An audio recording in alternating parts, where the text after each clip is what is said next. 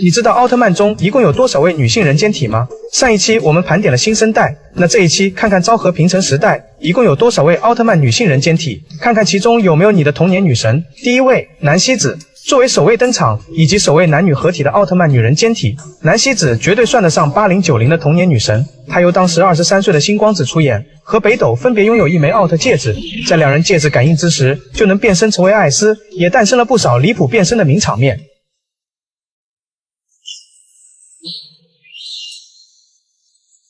不过在第28话中，南希子自爆身份离开了地球，只剩北斗单独变身艾斯。不过在后续作品中，南希子也多次回归，身穿白衣的形象更加美丽动人。第二位，绿原川子绿婆婆，在泰罗中是奥特之母的人间体，是由当时40岁的森繁子饰演。可惜的是，她在2017年因肺炎去世。在泰罗第1话中，光太郎与怪兽搏斗受伤，绿婆婆亲自过来给她处理伤口，而光太郎误将其认作自己过世的母亲，绿婆婆也将其认作自己的儿子，并且将泰罗的变身器给了光太郎，其真实身份其实是奥特之母。她温柔的奥特曼母亲形象也一直存在于8090的童年记忆中。第三位，新良子，由莉安幻化而成的人间体，由当时年仅18岁的秋元左代子饰演。在艾迪第43话中，光之国的公主尤莉安在加尔坦大王的追击下来到地球，幸好被师弟猛救下，但负伤的她因此失去记忆。而她新良子的名字是由 Ultimate 队长所起。在本集中，因为新良子的手链，导致惠美队员被误认为尤莉安，从而被加尔坦大王绑架，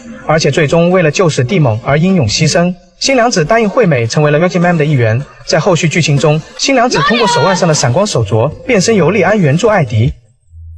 最终两人也一同返回了光之国。第四位，卡蜜拉。卡蜜拉是迪迦最终圣战中的黑暗巨人，人间体由当时31岁的方本美代子饰演。3000万年前，卡蜜拉原本是黑暗迪迦的恋人，最终迪迦弃暗投明将其封印。如今复苏后，希望大古重返黑暗，但大古依然代表光明迎战黑暗。在接连失去2个伙伴之后，卡蜜拉拿出与迪迦类似的神光棒变身，可最终依然邪不胜正。弥留之际，卡蜜拉也道出了自己的心声。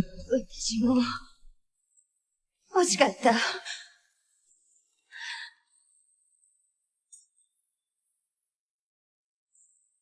哎，可惜了，可惜了。第5位，藤原树里，正义姐杰斯提斯幻化而成的人间体，由当时21岁的崔十一惠饰演。在剧中身着黑色紧身战斗服，起初是由宇宙正义德拉西翁派遣来地球执行人类清除计划，但在与人类的相处之下，渐渐明白为何高斯一直守护着地球，于是变身杰斯提斯帮助人类抵御葛洛卡的攻击，最终在与高斯联合对抗千兆恩多拉之时，融合召唤出雷杰多将其摧毁，最后一起与高斯守护着宇宙的和平。第6位，斋田粒子，奈克瑟斯中黑暗浮士德的势能者，由当时21岁的中丸子苑饰演。然而他在2022年时就因病逝世，年仅38岁。在剧中刚认识孤门后，便被沟吕木杀害，并被制成了他的傀儡黑暗浮士德，但其自主意识尚存。虽然能够与孤门交往，但他一直在沟吕木的掌控之下。当时看的时候，觉得粒子与孤门真的太惨了。最终在黑暗浮士德与奈克瑟斯战斗中，粒子的意识被孤门唤醒，但为了保护孤门，黑暗浮士德受到了一身受的致命伤，